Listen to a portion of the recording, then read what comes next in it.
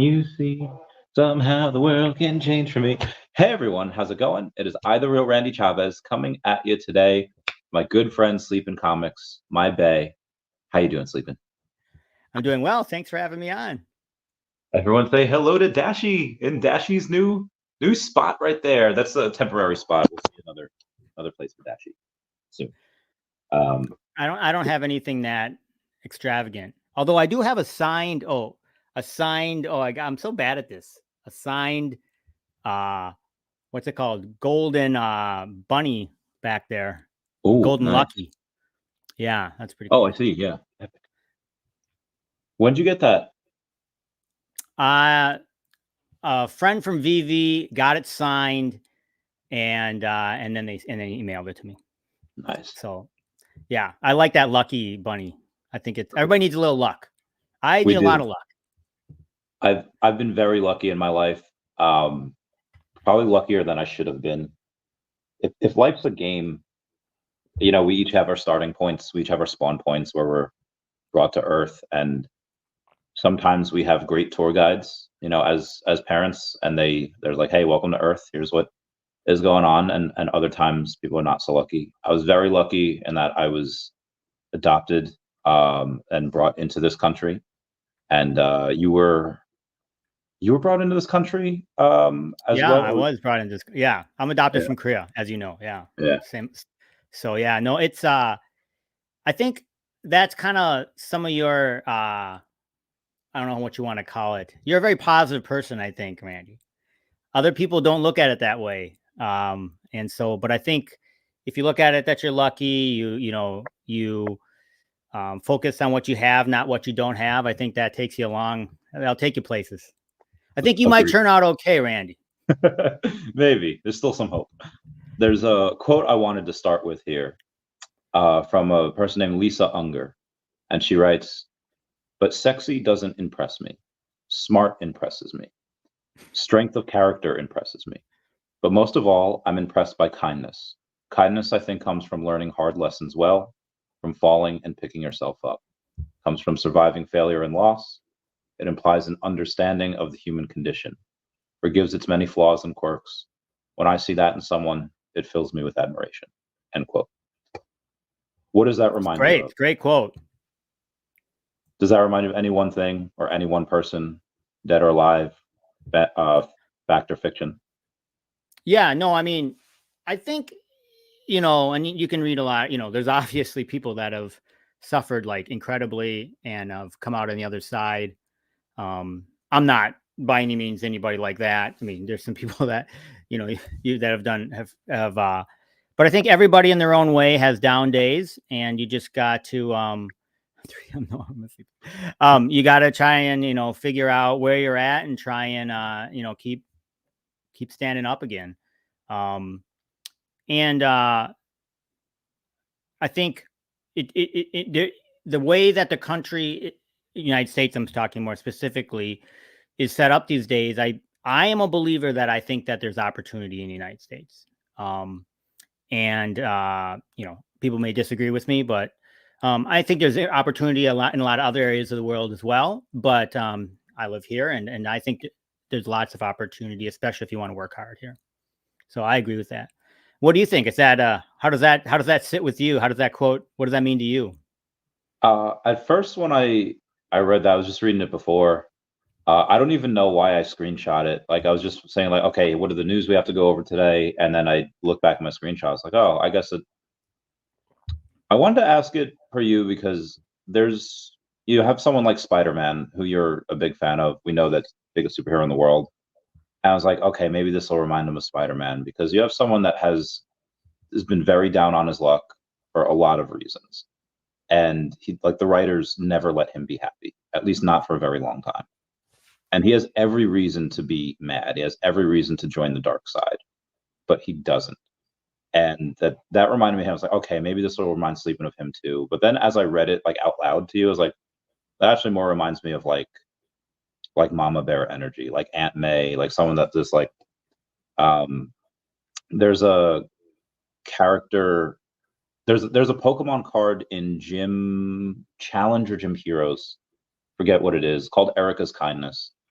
Erica is a grass type gym leader and typically doesn't like fire type Pokemon because, they can hurt her grass type Pokemon.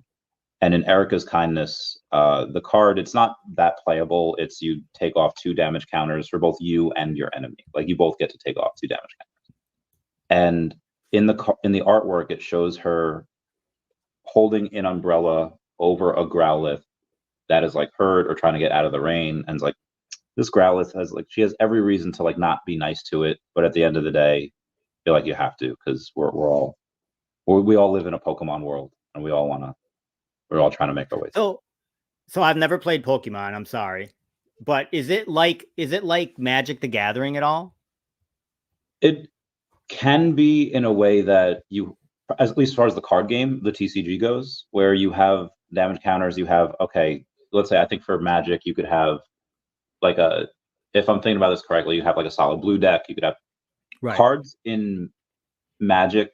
I feel like their worth is tied to how playable they are. Where in Pokemon, it's more tied to like how cool they are, and then also how rare it is, how scarce it is.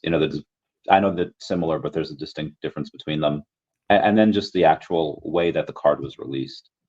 So everyone knows, Charizard first edition PSA 10, but most people don't know that most of the top cards that are worth the most in the 6 figures, they were given out for free, and that's why I really like the VeVe gold and silver logo and all that stuff.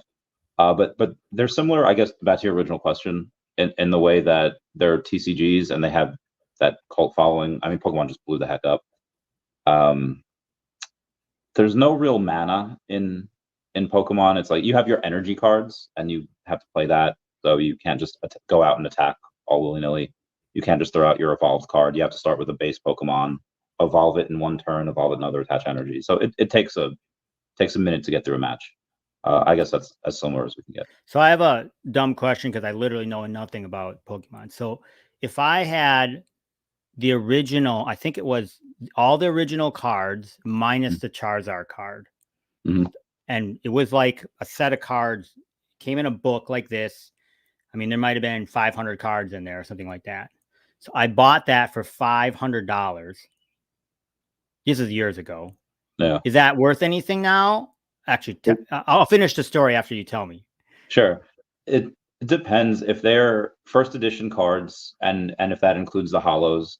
I don't know where the 500 would come from, because you have, well, maybe I guess not, because you have base set, which I think has 62 cards, 72 cards, that has a certain amount of cards in there. And that's including trainers, including energies. And then you have the fossil set and then the jungle set. And all 3 sets combined that has all 150 Pokemon, has a couple of doubles, like there's 2 Zapdos. Maybe I'm wrong. Maybe there wasn't that many. I just know that. So what happened was a friend of ours, it was years ago, once again, their kid had some issues and needed surgery. I knew he was a big Pokemon player. So I was like, oh, okay, But in a weird kind of odd thing, because, when you're in the collector's world, people talk to you. Some guy said, hey, I'll sell you this, first edition Pokemon, whatever set. Okay. So I bought it. I can't remember. I think I paid like $500, but I can't remember what I paid for it. And then I gave it to the kid. But he said it doesn't have the Charizard, the big card it didn't have. I just want you to know that. So if I was just wondering how much that's worth now. Maybe it's not worth in good condition. I mean, I'd have to take a look at them, but let's say they're all like PSA 7. If you were to go, I mean, grading's a lot. I think now, back in the day, you can grade cards for like $12, $7 sometimes if you grade like a couple hundred at a time. But now sometimes grading can be like 30, 40, $50, depending on how many cards you get. And sometimes it's not worth it, especially for PSA 7 quality. Like Blastoise PSA 7, Venusaur, that's fine. You'll make your money back and more. The other holos as well. Chansey's really hard to grade. Hitmonchan's not hard to grade, but in order to play, like Hitmonchan's a really good Pokemon and everybody used it because you have to start out with a basic Pokemon. It could be a Clefairy, it could be a Pikachu, but Hitmonchan has 70 health and it only costs 1 energy to do like a quick jab. and it was just really good. So everybody played it. So there's just not a ton of those graded, but it could range from about what you paid for it, or if it's in really good condition, that Blastoise and that Venusaur and the other ones, they could get you a couple thousand if they're worth it. I'm just wondering, just a curious. Yeah, let me know. I'll check them out for you. I'll grade. I don't know. I don't. I mean, the kid actually, Oh, true. Graduated and everything was ended up okay. I haven't talked, Yeah. I mean, I actually do know his family, so I could ask him, but Yeah, that's what I love to do. I like grading. I was like, okay, this is, we'll take here, we'll stop there, and I like seeing what it's worth.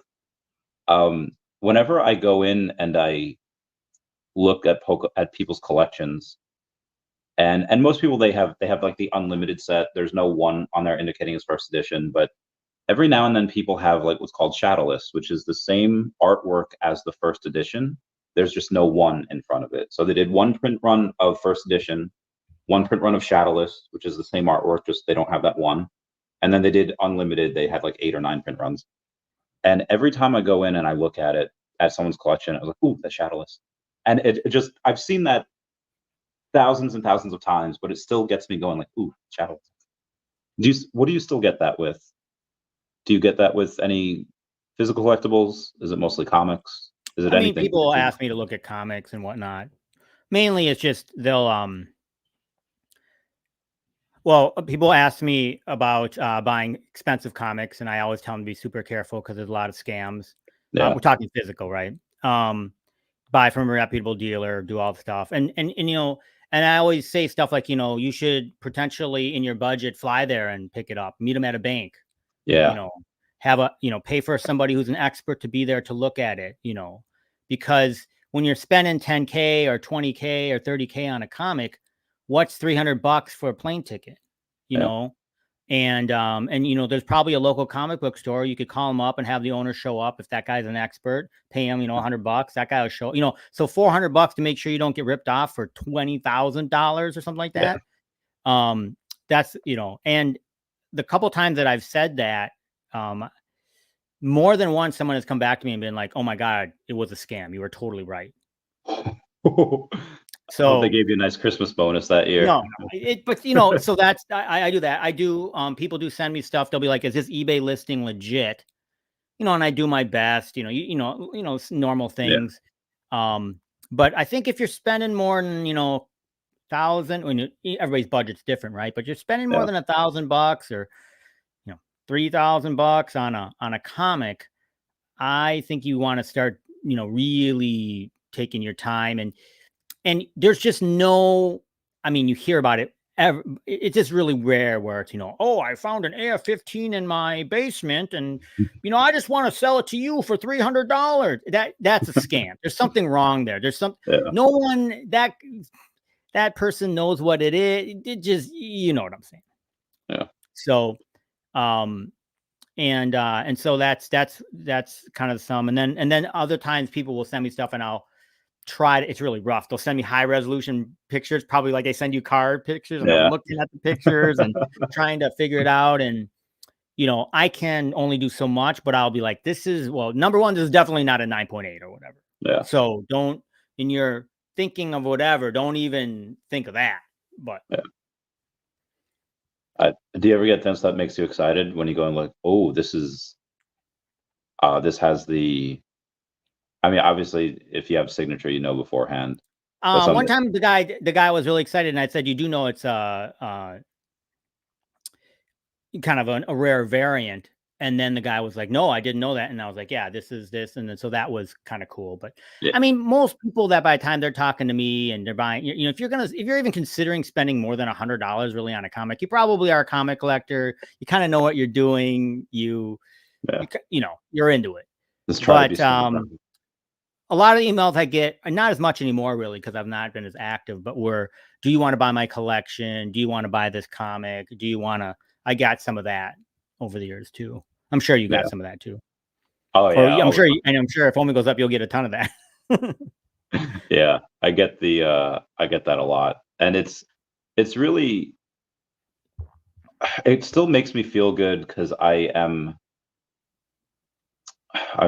trying to say this in a way that won't make you give me the side eye. This is it's not a young man's game. I mean, anyone can do it. Anyone can do this, but it's really nice to get that attention, especially from like younger people, because like you ever see that Homer Simpson? I don't know if you watch The Simpsons. It's like a flashback where him and his friend are like they're getting ready for like a concert, and his dad walks in, and he's just like, I used to be with it too, and then they changed what it was, and now what's it scares me, and I'm always afraid that that's just around the corner, and I won't be with it. But it's nice when people say like, hey, do you like this? Do you like that? Because it makes me feel like I'm still with it. I don't know if you have When that you get to fear. be old like me, then you're not with it and you don't even care anymore. I want to get to the not caring. I brought a comic. I always want to show at least one comic, so I got a comic for you. Yeah. So, and I know I had this comic. I know I had this comic, but I could not find it. But I dug it up. Oh, we saw that in X-Men and Deadpool and Wolverine. Yeah, so this is kind of the famous one where the Reavers catch him and put him on this cross. But yeah, so this is the one right out of if you saw the movie. Sorry, spoiler alert. Deadpool and Wolverine. So what happens in that comic? It's been actually selling quite it's been selling I mean, not gangbusters, but I mean, that was a $1 bin comic, and now it's selling for like $25 or something like that because of the movie. Nice. And it's a really iconic cover, obviously, because it's pretty grim. Yeah. That one, what happens in that comic? I had to look it up because I actually had it wrong, but he gets caught by these guys called the Reavers, which are not to get into them, but they actually have different. They morph into different things at the time, but then they string him up on. It's pretty nasty, right? They string him up on that cross, and then he kind of has these. I remember reading it long ago, and he's hallucinating. And so you think he's getting rescued, like a storm comes and you're like, oh, storm's coming. Yeah. Like, and then storm shows up and like, you're like, why isn't she like letting him off the freaking cross, whatever, or the X? And, but it's all these hallucinations. Jubilee's like nearby that he eventually like gets himself off and escapes. And as Wolverine is, he's rather pissed off. Of course he is. But I think he's stuck to that thing for like days. These dudes come back and like torture him. It's pretty nasty, actually. Unable to die. Yeah. Oh, that's rough. Poor guy. I love him too. There's one comic, and I know, guys, we'll get to the VeVe and the stuff. We'll get to it real quick because one more thing, because I love talking to Sleepyn about this stuff, is I forget which comic it was after Wolverine sucked, or it was after Magneto sucked the adamantium out of him, and he becomes more like primal. He becomes more like I forget the name, not Berserker Wolverine, but he goes in and he says like, and he's like naked throughout all this. He's like super powerful too, because he doesn't have to like heal against it adamantium anymore. Yeah, so he becomes more powerful. Yeah, people don't get. I think you might be spoiling season 3 for the X-Men. Forget that. You did not hear anything. Gets more powerful, but I think he's talking to Jean Grey and I think Cyclops, and he's just like, listen, I'm done with civilization. And again, he's naked for all of this, and he's like, I'll stay close, I'll be hunting small animals, but come find me if you get really desperate, as he takes out his claws. And it's just that was just really fun. It's like, as far back primal as he wants to go, he's like, well, in case my friends need me, I'll stay close and follow the trail of dead animals that he's eating. Anyway, we have. How long do I have you here for? We can go an hour and a half, whatever you want. 5 hours. 5 hours. We're going 5 hours. All right, let's do it. You heard it here first. So I can't do. I'm like an old man. Although I did get coffee, so I'm ready to rock and roll here in my Silver Surfer. Oh, that's awesome. I was thinking about putting Silver Surfer for this thumbnail, but I was like, I'll just take his X profile photo. So it was determined. I forget which study it was. They interviewed like thousands upon thousands of Gen Zers they're like young adults. You know, they're adults now. They're in the workforce, and they were saying like, hey, what's one? They noticed that almost like all of them struggled with like eye contact. A lot of them were asking for like unreasonable like compensation when it was coming to like their job interviews. A lot of them were not dressing appropriately. And then they asked them like, hey, when did you, and it was, they specifically phrased this question, not like a question. It was kind of leading, saying like, when was it? Was it in late high school or early college that you guys had decided that social media was bad? And like almost all of them were agreeing, like, yeah, I was like 16 or I was like 20, and then when I got out to the real world and didn't know how to like handle myself. I don't know how old Nestor was. I don't think he was 20, but I also don't think he was 50. Do you think part of the reason why the separation between Nestor and VeVe was because of the age? Do you think it was because of it's just lack of experience, or based on because you've had roles as CTOs, you've helped build a bunch of businesses very successfully. What do you think? Can you give us any insight on what you think some of the causes of the separation were? No, and now I'm in the speculation mode, so let's just speculate. but obviously, someone had posted that through LinkedIn or something like that he had been changing jobs once every 2 or 3 years, and that's kind of what he does, which is fine. I mean, there's nothing wrong with that. A lot of people do. So this is kind of par for the course for him. And I don't know a lot about his background or what he was doing there, or I don't know anything. I mean, what we do know is we know, for good or better or worse, we know the tech and what we've seen and how it's been rolled out over the past. For me, I've been around for about, I've probably been around almost 3 years now. Is that right? Yeah. Yeah, 2021. Yeah. So obviously there was some things that they thought they could roll out faster, things change, other this, that, that. We know all that story. And I think that anybody who's here along with us knows the story, right? Yeah. So I have no idea in terms of that. Maybe it was his time. I don't know his age. I don't know his background. I don't know anything. So, but it's as what I was trying to, and a couple of people asked me they know some of my background. So they were asking me in DMs and whatnot. And I was saying, it's not uncommon for companies that are growing to change up the executive team, including the CEO. I'm not saying David Yu's leaving, but including the CEO, the COO, everybody in between. A new, it just happens. It's some of it is because they're not performing. I'm not saying that Nestor wasn't performing. I'm just saying some of it's because of performance. Some of it's because you don't get along with people for some whatever reason after a period of time. Some of it is because the job morphs and the skill set that's needed is not what is needed at that time. Whether it might be because the company has grown, shrunk, whatever it might be. And so, when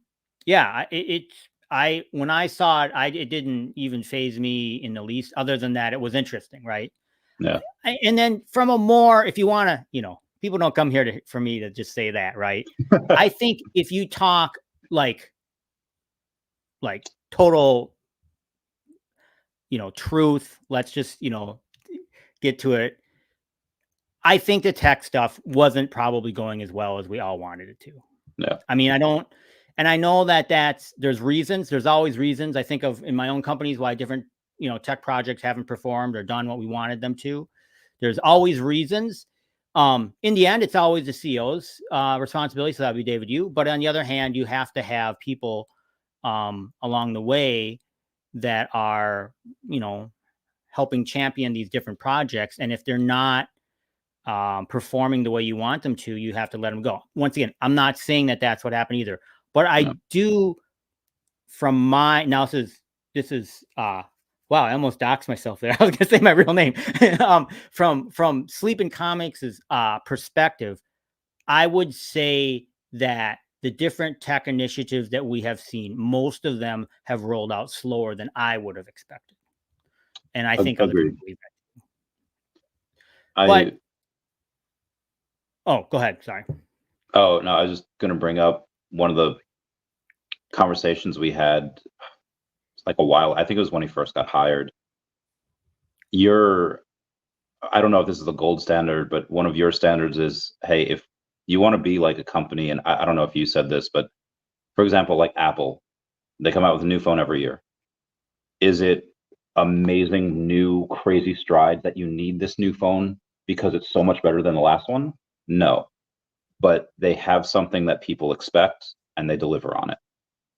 And your standard was, hey, you build out code for a week, you test for a week, even if it's the smallest update, and then you roll it out. This way people can expect something. And I feel like they did that for a little while and then they didn't.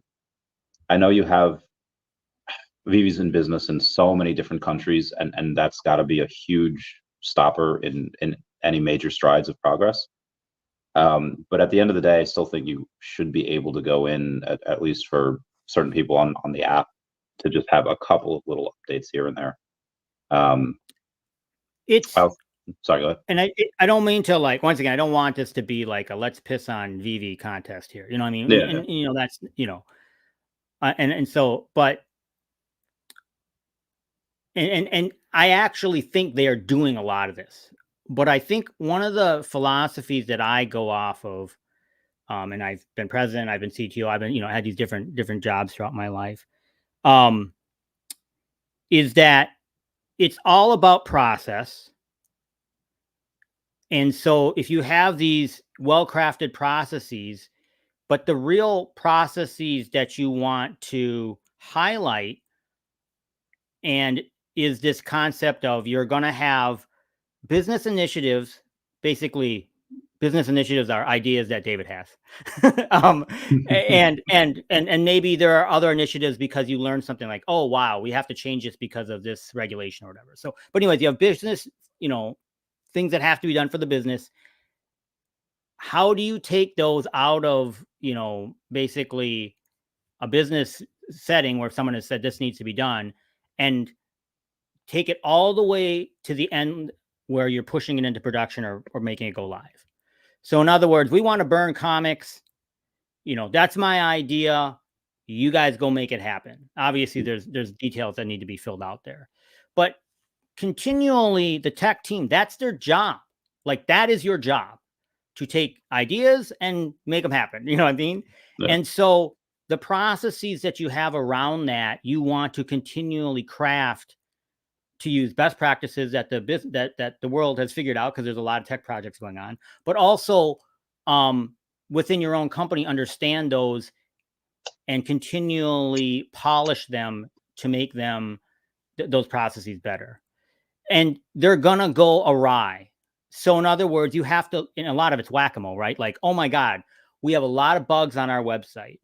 Okay, well, A, we got to fix them, but B, our process of testing before we ever went live was poor. That's how that happened. Let's fix that. So you're, you know, whack-a-mole, right? And then you fix it. And then it's like, wow, we had a lot of, we tried to do 10 projects. We could only do 5. And we just overloaded ourselves. Okay, let's not do that. Let's pick 5 and do those, you know what I'm saying? So it's this continual game of whack-a-mole where you're trying to get that pipeline of, once again, David, you has an idea. How do we get it, you know, implemented into the app or wherever it might be? And it's not, I mean, I'm not saying it's easy, but I'm saying that process from, you know, he has an idea, which then someone has to, you know, write it all down, work out all the details, run different types of analysis and, you know, testing or whatever, just to feel like, just make sure it's even going to work. Can we even burn these comics? What is it going to do to the marketplace? All that business analysis. And then obviously come up with functional requirements. You hand those off to like some developers and they're going to code it, you know? So that idea to the point at which actually it's starting code might not be for 3 or 4 months, because you got to do that thing where you're figuring it out. Yeah. In your experience, and you don't have to say for which companies or whatever, but how effective is Copilot for what things are it effective in? And do you see VeVe using that in an effective way? Like, be like, oh yeah, this was probably built by them. I have no experience with it. Okay. So I've done some analysis with AI ChatGPT. I did some, you prompt it, it writes code. It's actually kind of crazy, right? Write me Yeah. a website that can sell VeVe sell comics, Yeah. and it will crank it out. It's crazy, right? Yeah. What I have found is that the code is pretty impressive until you try to run it and it doesn't work. You have to check it. Most of the code doesn't work. Yeah. It needs to be fixed. But what's crazy is that it's like 80% done. So now a lot of the work is done, and it's only going to get better, right? So I played around with ChatGPT version 3, I think it was, and version 4 just came out, and I think they said version 5 is on the horizon. So, and each version is like whatever, a million times better than the last version or something like that. So it's gonna be there. It's gonna get there. And then it's that process, right? What point and how do we weave that into our process? So, not to get super crazy technical on development, but like even the way you architect something allows you to bring on more developers. So in other words, I'll just try and pick something you're familiar with, like a website. Website has pages, right? So if you coded it in such a way, I'm kind of making it simplifying here, but if you code it in such a way that you could only code one page at a time, or a better way would be to do it where you coded it in such a way that 5 pages could be coded at the same time. See what I'm saying? Yeah. And so once again, I'm not saying VeVe hasn't or has not done this, but what I've seen on projects, and I've made this mistake too, is that when you're doing the initial kind of architecture, you don't architect it in a way that you can bring on people to help you. Does that make any sense? Yeah. And so that in itself is kind of a trick, right? Like that's really, you have to understand how to do that. I learned how to do that because of one of my first jobs. I was lucky enough to be assigned to this massive project where they had like 200 people, and I was one of the enterprise architects. So we learned how to architect it in such a way that then you could throw bodies at it. Because if you would have done it in a different way, it wouldn't have mattered if you had 200 people, because there were certain bottlenecks that didn't allow you to work on certain things in parallel. And so, and then setting up the processes around that. So, like my company right now, our UI UX was actually done. It's done in Ukraine. So obviously they have issues in a lot of the.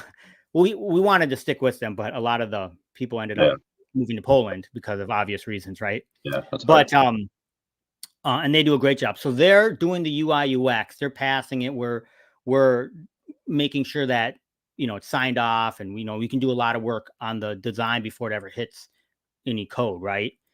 And then development is happening here in the United States and also in India. But in India is nighttime for us. So we're attempting to do this I've talked about this before, this 24-hour cycle. So you're getting designs in, people are developing here in United States. They check their code in, it goes to India. They check the code out. They're working on it. They check it in the morning, and then people see it doesn't always work as good as you think it's going to work. But even then, you're still trying to get a 24-hour cycle in.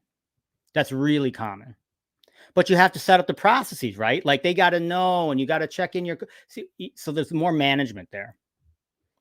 I think this was their issue in 2021, because it's easy when everyone's all on the same page and they all know this unified theory that they're working towards. But when you have one team that, again, there's a lot of NDAs, there's a lot of things that their licensors want to keep separate from everything else. Like, hey, you have to build this and make it for this, but you can't know what this other team is building. And then you can't go and that they would contract people out for 3 or 6 months, say, hey, build this. They would build that. And then for the next team they would hire to build something else. It doesn't work with that, and they have to redo the whole thing. And now obviously they've gotten a bit better, but I think people forget that there's a VeVe side and then there's an Ecomi side. And then the Ecomi side obviously trying to work with Stacker and then just having everything there, a lot of things come up. But thank you for giving us some insight into that. We have I mean, and once again, it's the game of, I have no clue, right? They're maybe Dan or David is watching this and they're like, Sleepyn is an idiot. Like, that's not how it could work. It could never work like this. And this is, I mean, we don't have any clue what is going on, what's not going on, how they've set it up. So I don't want to pretend like, oh, well, I don't know why you're not doing your UI and UX development in Ukraine, Yeah. Yeah, they had experience with Ukraine as well. But there's a bunch of issues with we have William saying you should be for CTO, and I'm not gonna lie, I kind of want that as well, because we need some. So I'm gonna just read a response from Putin, because Nestor had said, I can't comment on the team. He says at Dr. Profit, he says the only person I met with a clear vision for Omi, it might be the best possible path considering the circumstances. And Putin kind of had to respond here saying, I'm just going to chime in here and argue that Nestor has no idea what he's talking about when it comes to vision for Omi. He quit participating in the blockchain team meetings well over 9 months ago. So take his opinion with a grain of salt. Obviously, I don't want this to be a poop on former employee here, but but I think with someone that like you, that obviously has that big experience in tech, in developing, especially for these major companies, plus you happen to know Omi a bit better than I think any outsider would. What, maybe not what your main concern, but what is your main roadblocker for this? Is it the fact that you don't want to deal with the stress of it? I'm guessing most of the fact that you just have another company. And that's no, yeah, no, I would not be a good choice probably for a variety of reasons. Number one, I think mainly because the company that I have right now, I'm one of the founders of. I've assisted in raising money. Obviously, I'm friends with everybody here. I'm not like the most important person, but I'm a key person in the company. And I think that it's really been growing, and we've had a lot of really good growth. And so we'll see. I want to see where it ends up. I like building stuff, and that. So yeah. But I always say, if anybody, whether Dan or David, once again, want any, if they want to ask me questions or have me look at anything, I'd be more than willing to do that. And that goes for anybody too. And I do help out, not a lot of companies, but I know friends and other people that they have me look at different things. And I have certainly helped out various companies from a tech perspective, mainly just trying to get the right processes in place. And a lot of it is because most companies actually are not tech companies. Most companies are, they're making coffee cups. They sell food, or what, what I mean? And so the tech aspects of their company, and every company has, different pieces of the puzzle that are tech aspects, are the people running it are not that technical. They don't understand a lot of the processes. They don't understand how different types of technologies can help their company. And really they are just doing certain things because they have to, and, someone told them they should, and all these other things. That's, and generally they hate tech. So, VeVe's not that in that case at all. They're a tech company. They're obviously living and breathing, with it. And, and they're doing a good job. I have said in my videos too, that they are trying to do a lot of really difficult things at the same time. And one part of me would say, oh my gosh, focus, don't do that. But then on the other part of it is sometimes you got to go for it. And really, if you're looking at it from an investment perspective, you want to go invest in the companies that are going to go for it. Now, the question is, can they execute, right? But you want to see companies, try to hit a home run. VeVe, I feel like there's really probably not that many companies that are home run or even grand slam type companies. They just, everybody may think they are, but they're not, right? like my first company, we built websites. If you would have talked to me when I was 21, I would have told you, my company is going to be bigger than Microsoft, but no, there is no chance. You're Yeah. delusional, whatever. Delulu. But it's delusional. Well, it's good because I had good energy, but it's delusional because all of the infrastructure and marketing and everything around it in place was not. It just wasn't going to happen. Whereas, look at VeVe, right? It literally can sell to the world. It has IP that is attractive to the entire world, and it's in a, I don't know, whatever you want, blue ocean right now that, there's not that many competitors and they can try and dominate. Really are dominating. Yeah. It's tough to say, like, I'm going to start making comics and go toe to toe with DC and Marvel. I mean, I'm not saying that they can't, but that's a red ocean, right? Now you're going to have to fight for everything. That what's that, not IP call, the earnings call that Disney had last week or almost 2 weeks ago now. Bob Iger was just saying, like, hey, we happen to see an uptick in our park participation and our attendance at the parks. And people are asking, like, well, how? We're kind of in a recession here. And it's like, well, we have IP that people care about. And that's just, God, the IP goes so deep. It goes so, and I think that's a good reason why a lot of people really, and obviously IP is not the only thing that counts. Like, you had Recur that had IP. I should have a screenshot. I came up in my Snapchat memories 2 years ago today. You had WagMe say, what is Recur? Is it the VeVe killer? Backed by Gary V, Hello Kitty, TMNT, Sports NFTs. And Hustle and Power had also 2 years ago to decide, what is Recur Pass? Is it a VeVe killer? NFTU, Hello Kitty, Rugrats, Star Trek. So I was messaging back someone earlier today where he was talking about he was expressing his frustrations about VeVe being slow, as was there, being slower than molasses. And I said, well, listen, it's hard to get new users in a bear market. You might have to wait for the narrative to change. Other companies like DraftKings, Recur, Hero, and Cryptoys spent a bunch of money on marketing. And half of those companies are now dead, and the rest are well on their way. VeVe has a secret sauce to keep people coming back. We just have to wait for what we've been building to be released and the bull market to take hold. Outside of IP, what do you think is the VeVe secret sauce? What do you think is their thing that they have that nobody else does? I'm going to answer that, but I'm going to go back up to your comment on the earnings call. Okay, go. Just because I want to talk about that for a brief second from the perspective of these large companies. And the only reason why I say that is because my first job was for this massive consulting company, computer consulting company. And I remember, like, I don't know, I was working on something. And of course, once again, I was like 21. So I thought I was like the smartest guy on the planet. And I had like found some like thing. And I was like, once again, there's like 200,000 employees or something like that. But anyways, I had found this thing and I'm like, we should really be going after this. This is crazy. Like, if we could do this, like, they could make a lot of money. And one of the like more senior people was like, what happens if we get that entire market? Like, what is that? $2 million?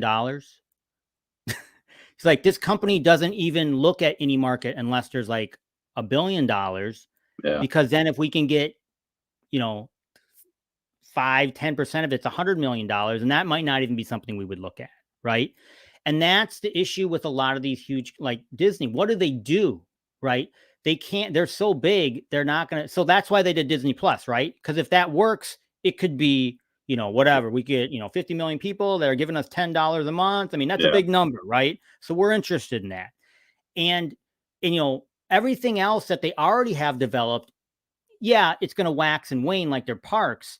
And maybe they come up with something super innovative for a little bit of time and they get, a 10% more increase in, park, people going to their parks, but it's really money that they already have. Right.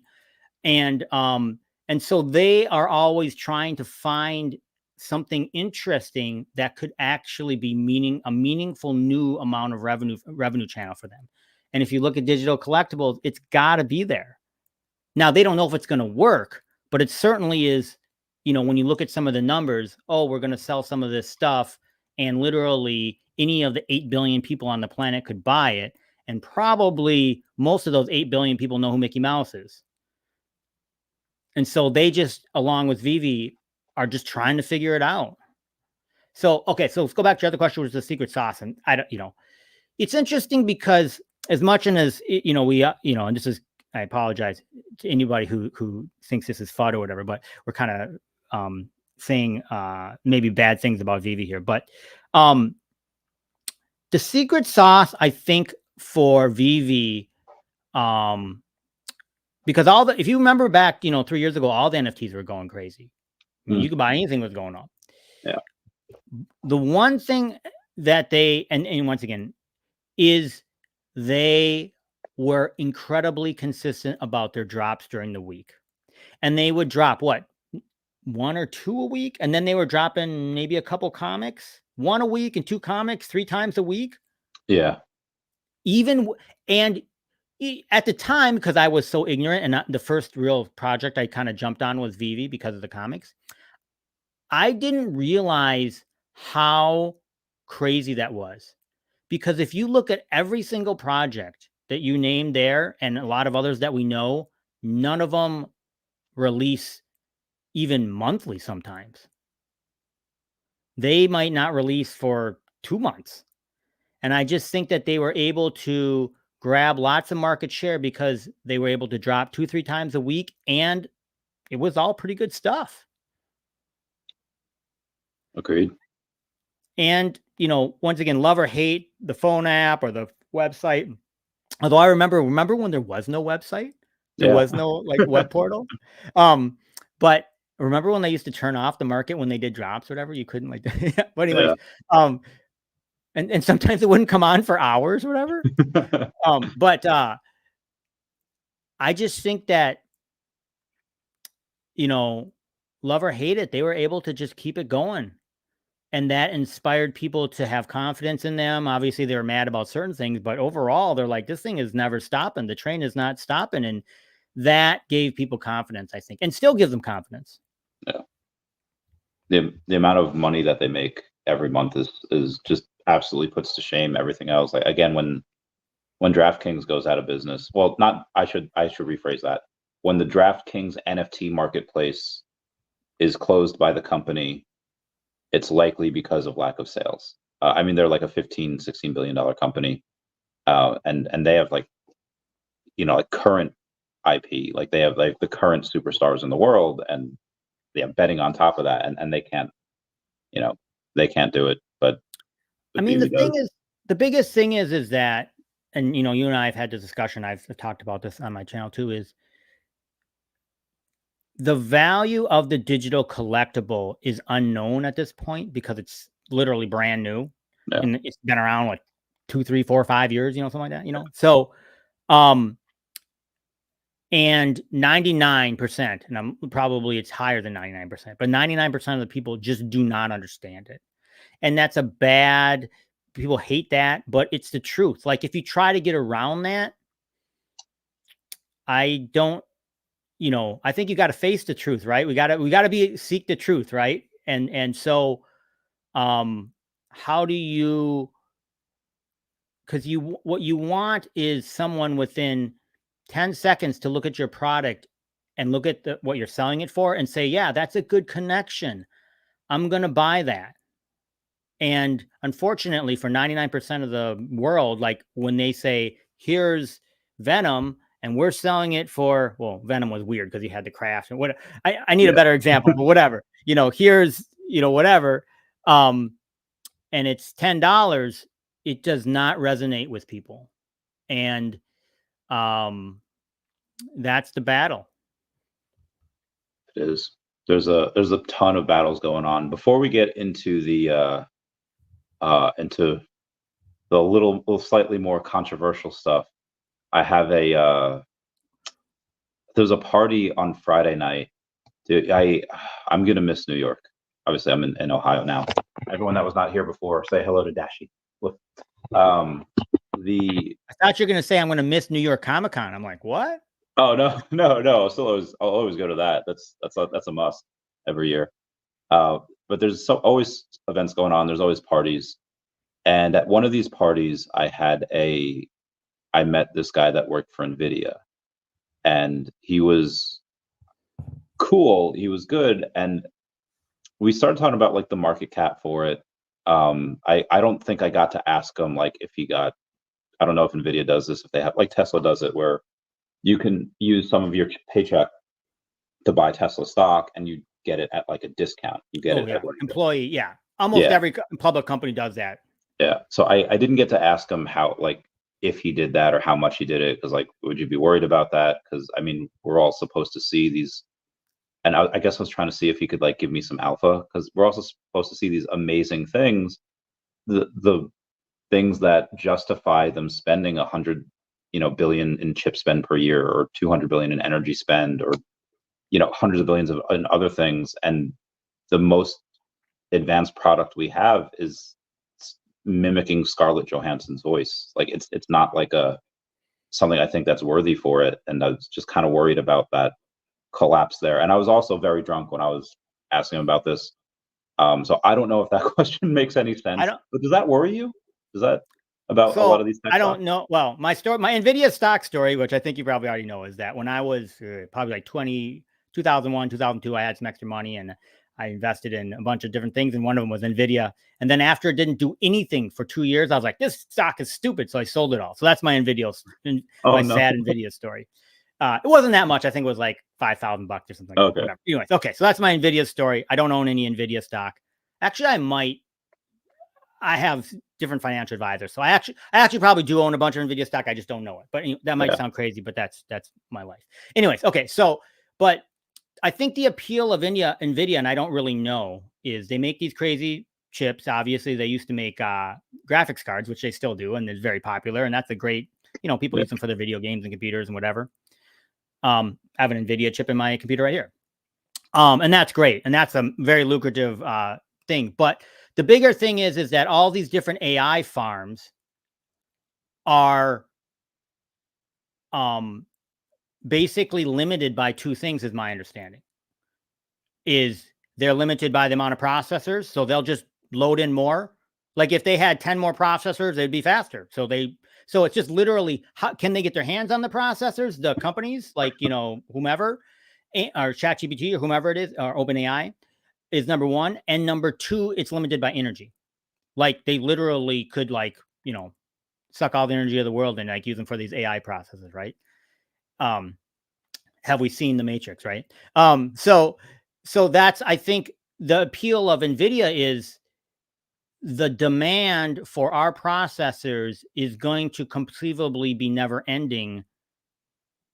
So you really should invest in our stock. I mean, I don't know. I'm not an expert, but that's why I think it's gone bonkers, because it's not like, I mean, if you basically said that your product, the minute it's going to go onto the shelf, is going to be bought by someone. Now, it might even be bought by a guy who's got a computer in his house, or it's going to be bought by one of the huge server farms.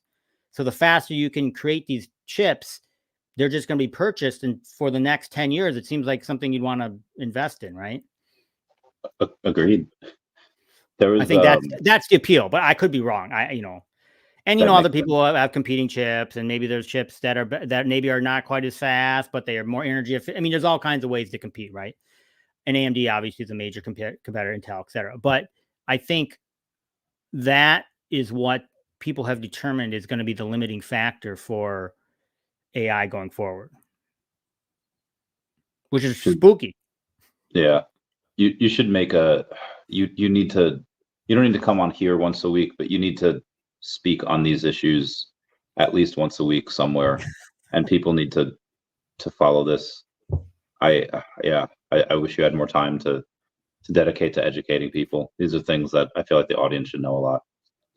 Well, and I'll add one other thing is, I think, so not to get the neural net stuff and all the other nonsense, which is a lot of the pieces of the puzzle of the chips.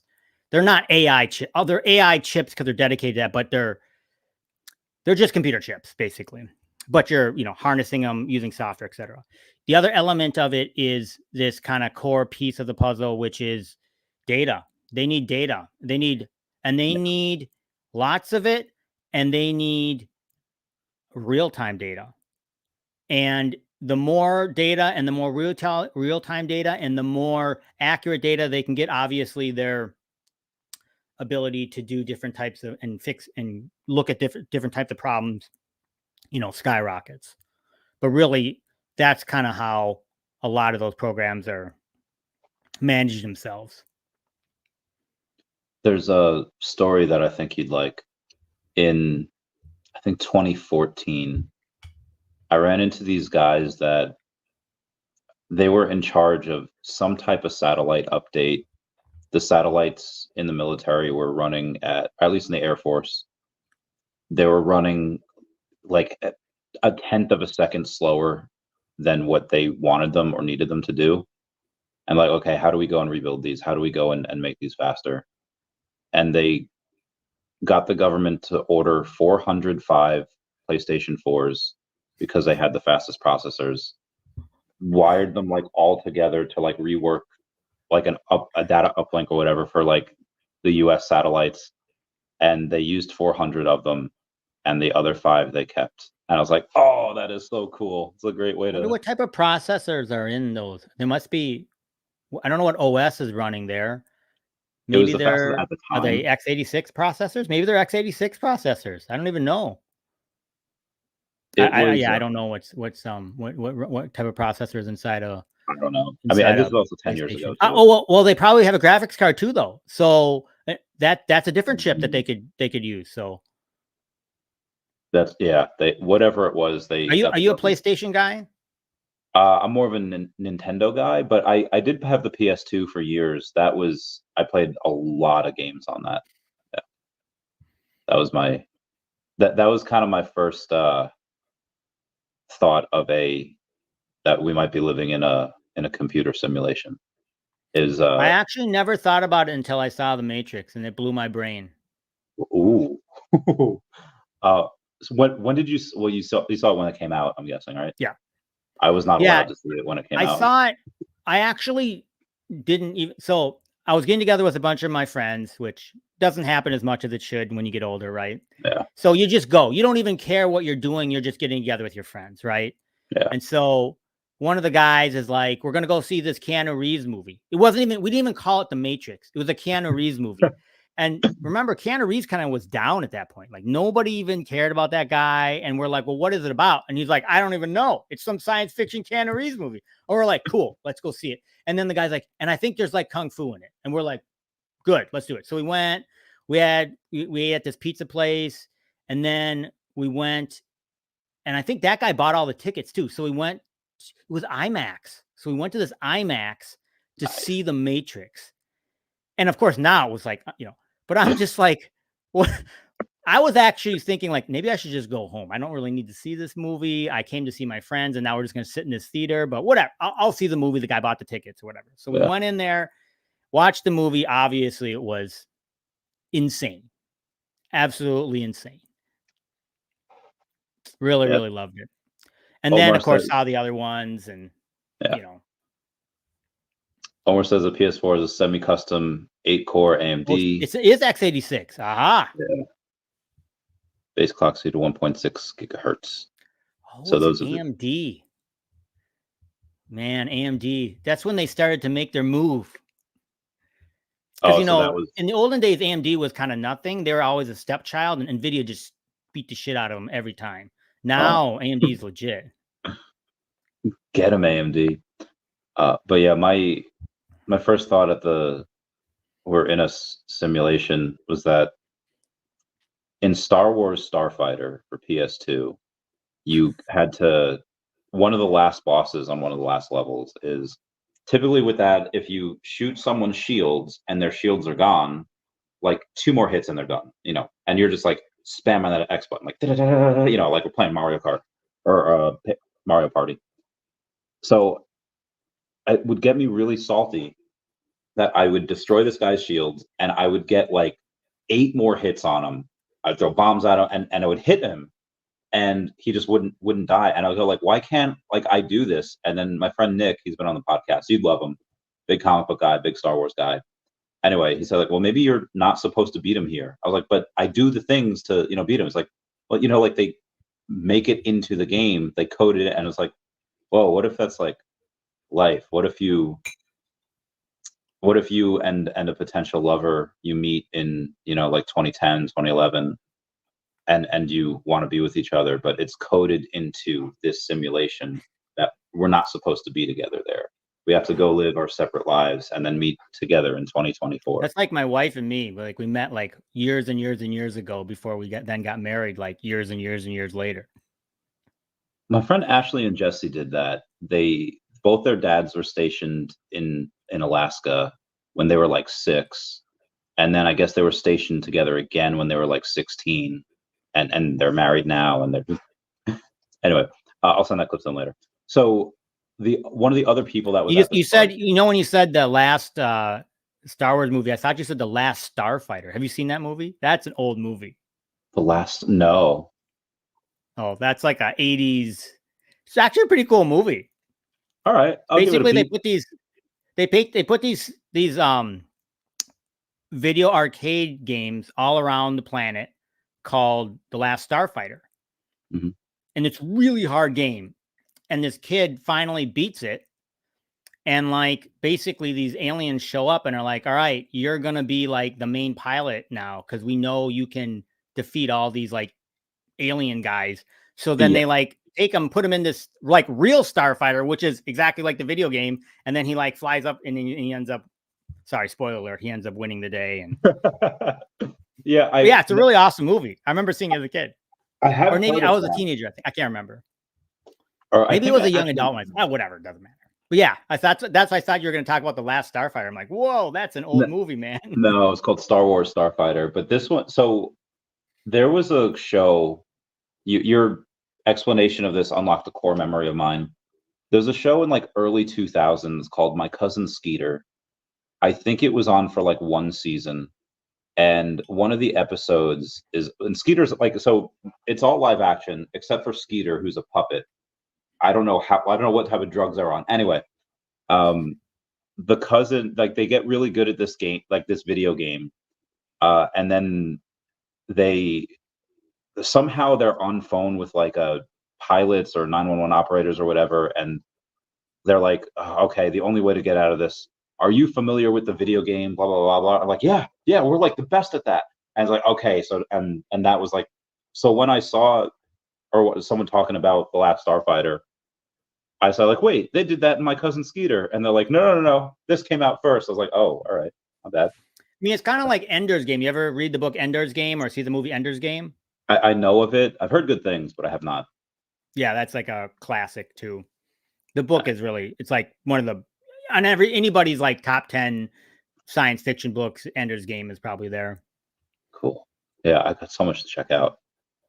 Speaking of checking out, on one of the people that was at the party on Friday at this get together, well, I'm having dinner with a bunch of people. A couple of them are friends. A couple of them are people that I just met there. And this one girl, Steph, and her little cousin or nephew, they would just wind up eating dinner with us. And we started talking about the panelists. Mr. MC1 was one of the panelists.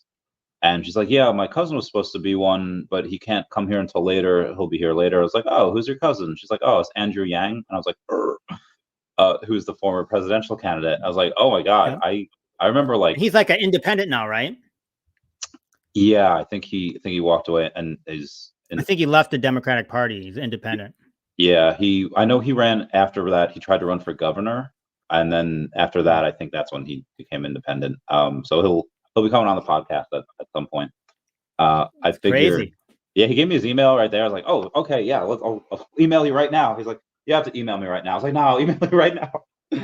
And so that'll be fun. I figured that would be a little bit more fun news for you than if I were to get that's a good get on the right side of on the right side of the aisle, which I did want to go in and talk to you about this because you are.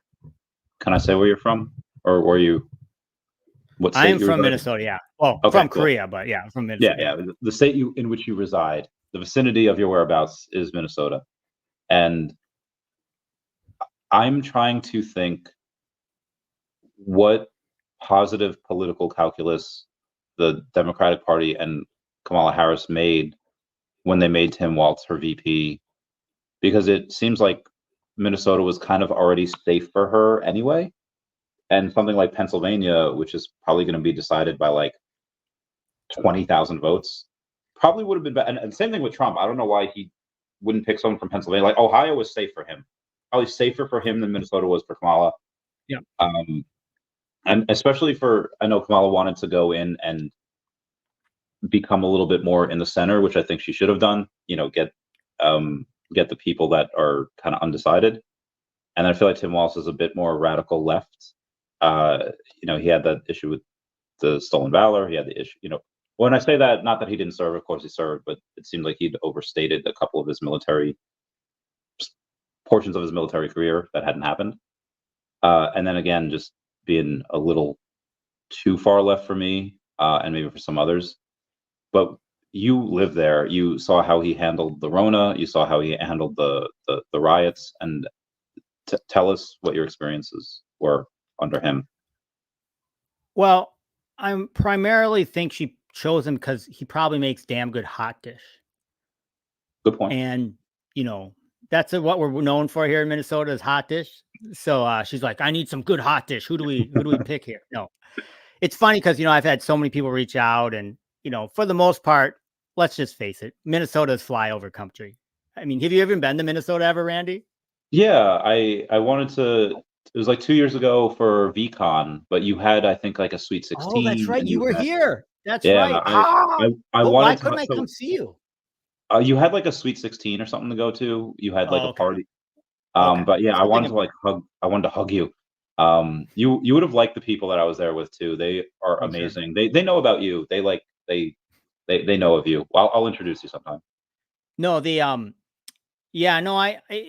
think the calculus was, and once again, I'm just guessing, right? Is the candidate everybody thought was Shapiro, who's the governor of Pennsylvania, who has like a 52% approval rating, pretty high. Yeah. Good speaker, looks the part. I think once again, I can only go off of what people are reporting. I don't know, we don't know anything, right? But I think I think Shapiro wants to be president. I don't think he wants to be vice president. I think they didn't want him to overshadow her. I'm just trying to be honest. Yeah. I'm sure they did a ridiculous amount of polling, and they probably found out he would help maybe 1 or 2% in Pennsylvania. And they probably looked at, Tim, and they said, this guy's probably going to help us 1%. I don't, and so they made that call. I think, here in Minnesota, he's pretty popular. I know that you think of him and that people have painted him as kind of this crazy madman. But I think he's done a good job, and I'm saying that as most people, it's funny because if you talk to my friends, I'm like a Republican because most of my friends are to the left. Right. So, but because, a lot of the things that I like, small government, low taxes, obviously, assistance for small business, I'm a capitalist, stuff like that. But for example, he has run a good ship here in Minnesota, and we're one of the few states that we run a surplus. So in other words, we make more money than we spend here in Minnesota.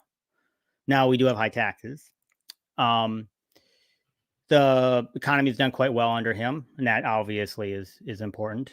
And so I think for the most part, people are pretty happy with him here in Minnesota. And Minnesota's a very weird state. It's I think that it could go now over the past 30 years, and I didn't even realize this, but apparently over the last 30 years, we have for presidential elections, we have always voted for a Democrat, which is surprising to me because we've had multiple Republican governors and multiple Republican senators. So I do feel like we are a legit swing state, even though we tend to swing for the presidential elections.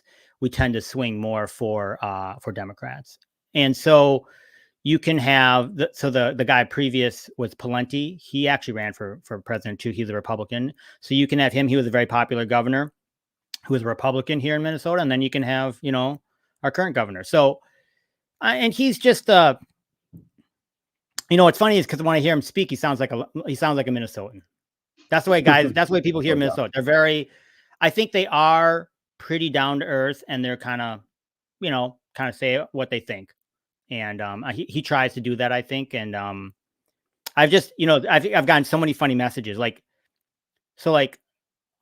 daughter, she, this is years ago, she went to Spain with a group, and she was hanging out with these girls from New York. And they were like, so, like in Minnesota, do you have like cities and internet? And so I feel that in the texts that I've been getting over the last week or two, right, is that people are like, wow, this Tim guy actually speaks English. Wow, this Tim guy actually understands some various things. Well, because they didn't. I don't know if they think people here in Minnesota all we do is eat hot dish and milk cows or go fishing or whatever. And there is some of that, right? But there's some reasonably smart people here in Minnesota. Yeah, you guys. Yeah, you guys no, it is odd to me that because I mean, what it does. So if you walk through it, if you walk through it, you're going to get Minnesota now. And there was some, Trump had actually made some good inroads here in Minnesota. And so I think it wasn't 100% that it was going to go towards Harris. So, but now you'll get Minnesota for sure. So that's done. Then Minnesota and Wisconsin, even though the people in Wisconsin would probably deny this, Minnesota and Wisconsin, for the most part, kind of like each other. We kind of think alike. And I think there was a massive, after he got announced as VP, there was a big rally in Eau Claire, Wisconsin, which is not that big a city, but it's a decent sized city in Wisconsin. And JD Vance was there, and he went first at some rally there, and he pronounced Eau Claire wrong. I don't blame him. Once again, it's kind of a weird word. I don't know how. I can't remember how he pronounced it. Someone just didn't tell him, so he pronounced it incorrectly, which happens. And then Tim Walz went, and he had a rally later, and that was one of the first things he said is, hey, I'm from Minnesota, haven't been to Eau Claire for a while, and it's nice that I can pronounce the name right. Now, once again, these are small things, but that's what you get. So by getting him, you're getting Minnesota, and you might get Western Wisconsin. Now, I don't think people in Milwaukee give a damn. See what I'm saying? But you get Eau Claire, you get La Crosse. These are cities on the Wisconsin border with Minnesota. And so maybe you get those people. And so maybe that's a couple percentage points, and maybe that wins you Wisconsin. So now you got Wisconsin, Minnesota. And now, as we know, she's just got to win. Harris has got to win Michigan and Pennsylvania, and it's done. It doesn't matter what, I'm once again going with normal, So that's, I think, what they were thinking. They're thinking, we're going to try and pick up with this guy. He's going to talk about hot dish, and no, I'm serious. I'm serious. And he's going to get us Minnesota and Wisconsin. And he smiles. He's got a good smile, and we're going to work hard on Michigan and Pennsylvania, and we'll roll our, and Pennsylvania is going to be a roll of the dice. I do like that's the election. Everybody says that's the election. Yeah, those 50, like 4 states. It's 50. It's a coin flip now. If it weren't for like the big cities tend to be obviously very far left, or well, at least definitely left leaning. I don't know about very far, but Trump has most of Pennsylvania. It's just Philadelphia is just a mother flapper of a city that everyone's going left. So Trump will have 99% of Pennsylvania. It's just Philadelphia that is that thorn in the side for him. And if Kamala continues to go in and she campaigns there, or again, it's those like 4 states that's really what it's going to come down to. There's a lot of momentum towards her. I think the DNC's next week. That'll continue it, and then it will settle down. I think everybody realizes it's going to subside. It's going to subside a little bit. And then it's going to be a horse race to the end, and nobody knows, and all this polling, this and that and whatever. I do believe that, and this is once again, I'm not out there polling, you know what I mean? I do believe from different people that I've talked to that I do believe it's probably pretty tight. Yeah. I don't. I do believe that it wasn't probably pretty tight with Biden. Agreed. Because I know people that would not vote for him because they didn't think he was literally in his. They like the guy, but he got to vote for a president that can tie his own shoes, whatever. You know what I'm saying? Like he couldn't. So with her, I think the calculus changed quite a bit. Agreed. The same way you have the never Trump people, you had those never Biden people. And obviously the never Biden people were going to vote for Trump, but now there's another option and she's, or I think what they're finding is they were just not going to vote. Oh, it's possible too. Yeah. So they weren't going to vote for Trump, but they weren't going to vote for Biden. They just weren't going to vote. Yeah. That's true. But now, because I don't think, correct me if I'm wrong, but I don't think, like, let's just pretend, I don't know, like Trump was going to get, 42% of the vote after he was, or let me go higher, 44% of the vote after he was shot. Yeah. I don't know. I'll just make up the number. I think the number, if you poll right now, 44%. I think the same people that were going to vote for him when he got shot, had a great convention, all these other things, same people are voting for him. The difference is that whatever, 43% were going to vote for Biden, but now you got 3% more because these people that were, like you said, they didn't like Biden are now voting. And there you go. That's 3%. It's so close. If you get one group, yeah, that's why I think you could sway it. They should have let Kennedy run as a Democrat, because if he wasn't running, independent, then he wouldn't be taking votes away from Biden or any of the Democrats. And now that he kind of is, and I don't know how many. I'm confused about who he takes votes from. I thought he takes more votes from more people want to vote for Kennedy than for Harris, I thought, because he's anti-vax, he's anti-big government, he's anti.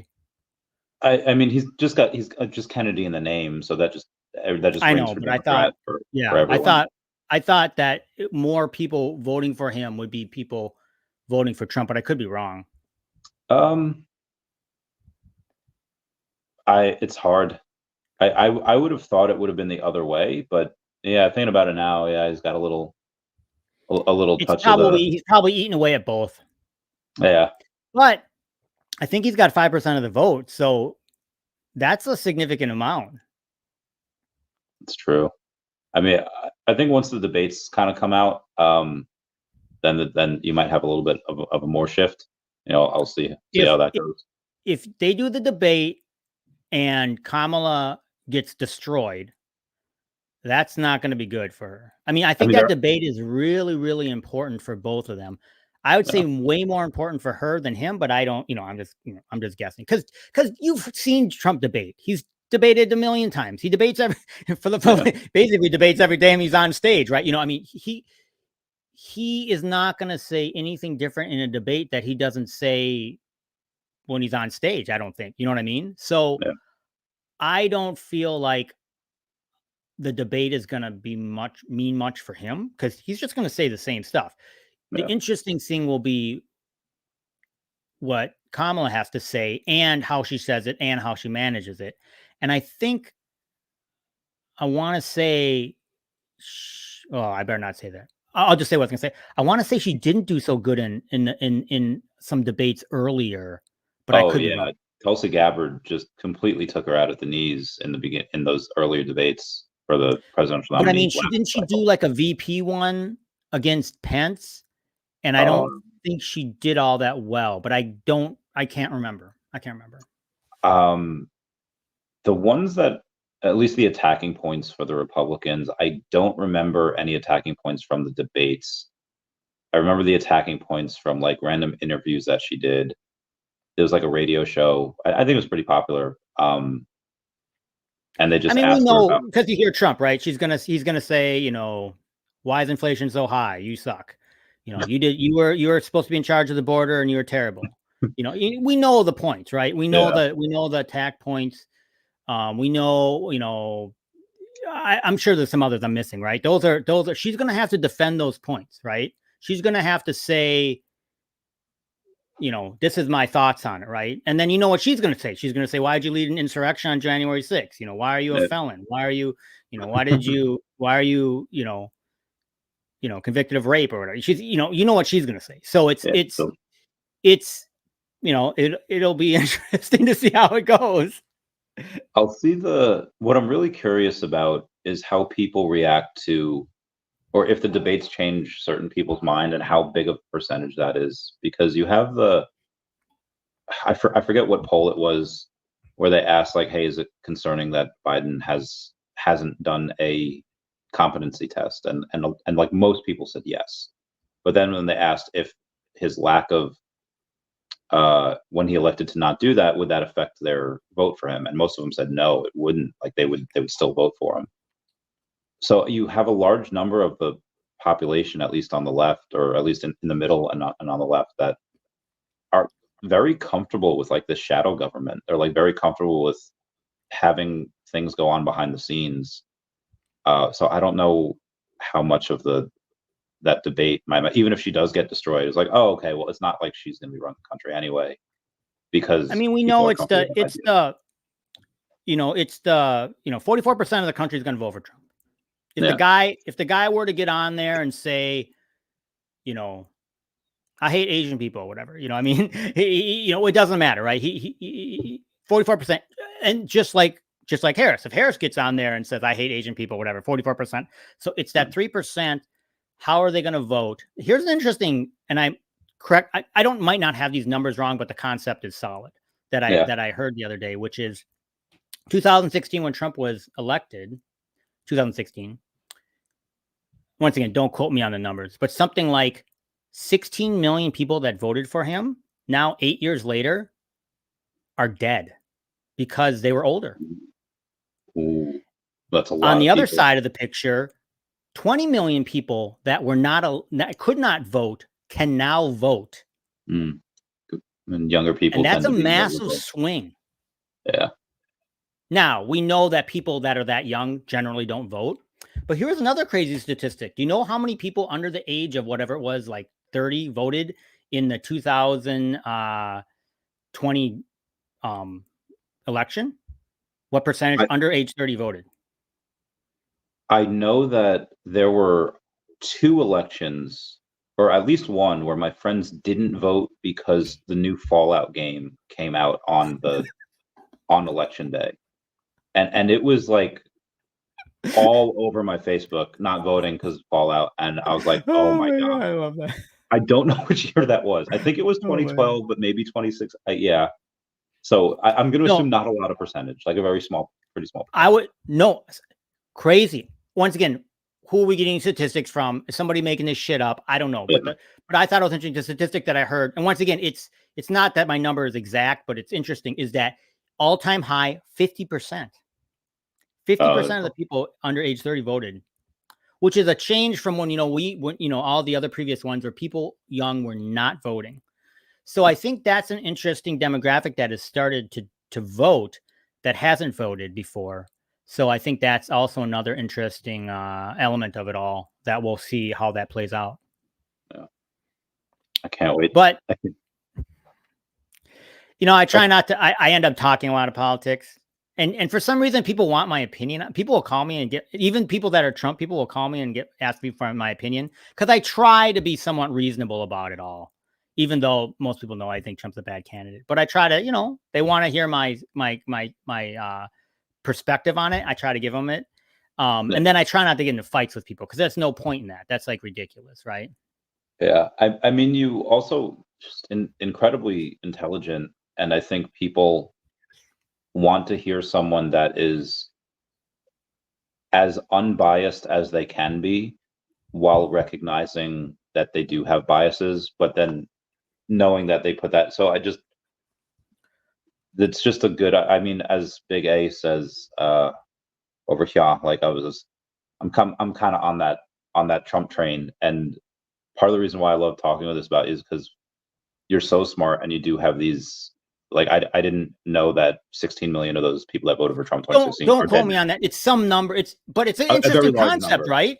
Yeah, and it's like, okay, that's something that you know. But you know, the Republicans know that. I mean, all these guys, both sides, have insane amounts of really smart people doing lots of analysis, crazy polling, crazy statistical analysis.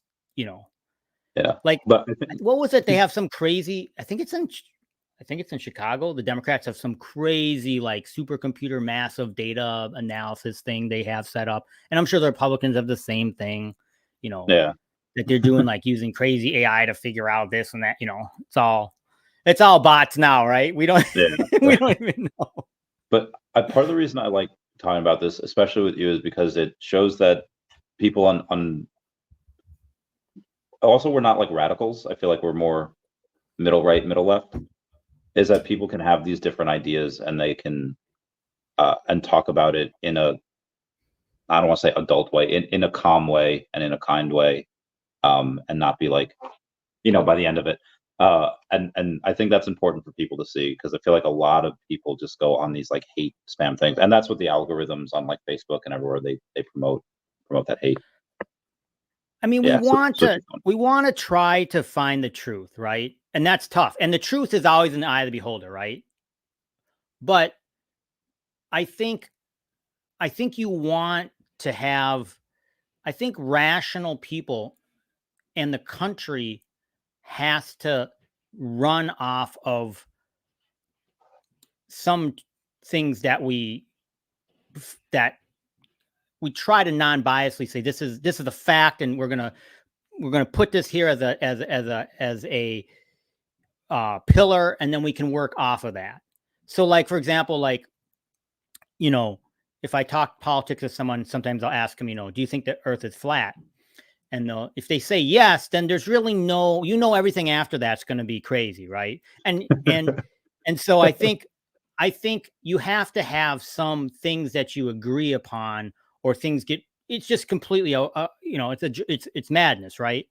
And so, like, I think if you're like, hey, I'm of the opinion that the American dream is that any person who is here, who is a citizen, should have as great opportunity as anybody to maybe not be, a billionaire, but to live a good life. Like, that is the American dream that we have been taught. I'm a true believer in that. And so if you talk to someone, they're like, that's crap.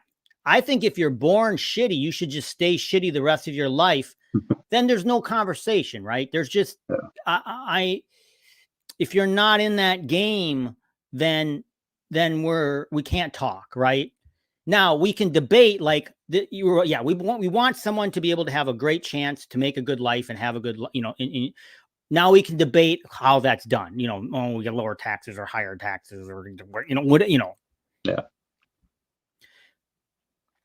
So, I mean, that's where it gets super divisive, and then nothing gets done. And the other hand is that no candidate is going to be perfect. So in other words, like, you're a big crypto guy. So, some candidate might love crypto. Some candidate might hate crypto. That's super important to you. That makes sense to me. Yeah. But for other people, sorry, Randy, I don't mean to say this, but most people, the crypto doesn't matter. We're shit, right? And so they're voting for other reasons. And so, is that good? Is that bad? Now, I tend to believe that blockchain technology and crypto is so important to the future of the country that, I actually think you have to have a plan for it. Like, you cannot hide from it. And it's as important a technology as AI. And once again, you and I are on the same page in it. And so if you don't want to know that or seek to learn more about that, do that at your own peril. Agreed. I think my friend Dan was talking to this guy, Brian, I used to work with. And this guy, Brian, like, the most advanced thing that he could do with tech is like talk to text. And like, he could send emails, but he couldn't, like, do you know what Cam Scanner is? It's an app on your phone that like if you don't have like a printer or a scanner, you can take a picture of it and it'll make it like it took a scan of it, and it makes it into like a formatable email thing, and it's cool. Like he couldn't. There's a lot of things that he couldn't do, and he said, "Dude, you can't let technology pass you by. Like, please don't do it." And he wasn't like old. He was like 50, like 53. Like he wasn't, 20, but he. And I think a lot of people, they get to a certain age and they like, okay, I've learned all I need to learn, and they stop learning the new tech that comes out. Like I'm more of like trying to learn words like demure. Demure is a new word on TikTok. Oh, you know the word? Yeah. I mean, I think that there's the issue of, personally, I'm going to learn something or not learn something or whatever. I remember my grandma was afraid of using the microwave. She just would not use the microwave. But I get it. It's kind of freaky. You put your stuff in there and it heats it up. How does that even work? Is it like, I think, she grew up through the age where, nuclear bombs, radiation, that was like a real fear. And then she thinks there's radiation in the food. And, I mean, I don't blame her, right? Just cook the stuff on the stove. Why do I got to cook it in the microwave, right?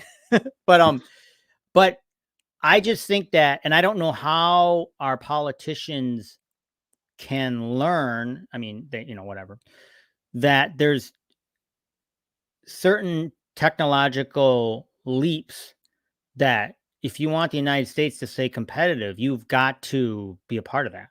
Like, I don't know, just think if like, they're like, we don't care about computers. We don't want to invest at all in computers. We're going to let, China do computers, and we're not going to build any more computer chips here, whatever it might be. Actually, a lot of computer chips are not built here, but you know what I'm saying?